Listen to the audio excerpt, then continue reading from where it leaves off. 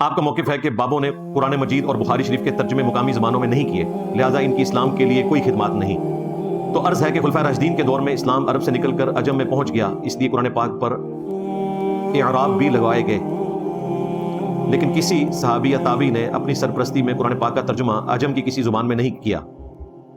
اگر مقامی زبان میں قرآن کا ترجمہ کرنا ہی اسلام کی خدمت ہے تو پھر صحابہ و تابعین بھی فارغ ہو گئے۔ تو اس کا جواب ہم آپ کو دیں گے۔ آجا رکو ذرا، صبر کرو، جواب دیتے ہیں آپ کو۔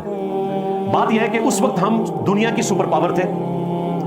جو بھی مسلمان ہوتا تھا یا مسلم امپائر میں داخل ہوتا تھا تو اس کی خواہش ہوتی تھی کہ عربی زبان سیکھی جائے، جس طرح آج ہماری خواہش ہوتی ہے کہ ہماری اولاد انگریزی زبان سیکھے دنیا میں کامیاب ہونے کے لیے، کیونکہ آج سپر پاور وہ ہیں۔ اس زمانے میں مسلمان سپر پاور تھے، پہلے ہم سپر پاور تھے۔ لوگ جب اسلام قبول کرتے تھے تو عربی زبان سیکھتے تھے۔ اسلام قبول کرنے کا مطلب یہ ہوتا تھا کہ اب آپ نے عربی زبان سیکھنی ہے، اسلام کی تعلیمات کو حاصل کرنا ہے۔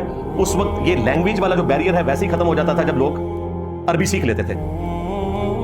اس کا ثبوت یہ ہے کہ امام بخاری رشیا کے رہنے والے ہیں، لیکن صحیح بخاری انہوں نے عربی میں لکھی ہے، تو عربی سیکھی ہے تو لکھی ہے نا بھائی۔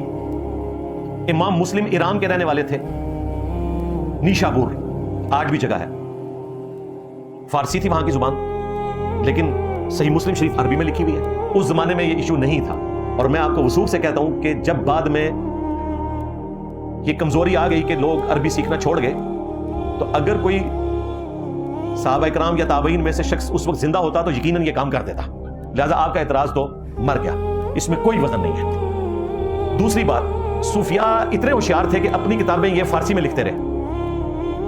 علی بن عثمان حجویری نے کشف المحجوب عربی میں کیوں نہیں لکھی؟ عربی تو آتی تھی ان کو، انہیں پتا تھا یہاں عربی کسی کو آتی نہیں ہے، تو کتاب کا کیا فائدہ؟ انہوں نے یہاں کی لوکل لینگویج فارسی میں کشف المحجوب لکھی۔ اپنی کتابیں سمجھانے کے لیے لوگ فارسی میں لکھتے رہے، قرآن کا ترجمہ انہوں نے فارسی میں نہیں کیا۔ بمشکل 200-250 سال پہلے ترجمہ ہوا ہے، شاہ ولی اللہ دہلوی نے فارسی میں کیا، اور اردو ترجمے تو یہ 150 سال کے اندر ہوئے ہیں، اور بخاری کا ترجمہ تو مشکل سے 100 سال پہلے ہوا ہے۔ تو صوفیاء اپنی کتابیں لوکل لینگویج میں لکھتے رہے۔ قرآن کے تراجم اور احادیث کے تراجم انہوں نے اس لیے نہیں کیے کہ ان کی جو تعلیمات تھی وہ اس کے خلاف تھی۔ اب مجھے بتائیں، یا بہاول حق بیڑا تاک، یا معین الدین چشتی پار لگا دے کشتی، قرآن میں تو یہ نہیں لکھا ہوا۔ قرآن میں تو لکھا ہوا ہے ایاک نعبد و ایاک نستعین۔ قرآن میں تو لکھا ہے وَإِن يَمْسَسْكَ اللَّهُ بِضُرٍّ فَلَا كَاشِفَ لَهُ إِلَّا هُوَ۔ اگر اللہ کسی کو پکڑ لے کسی مصیبت میں، اس کے سوا کوئی نہیں چھڑا سکتا۔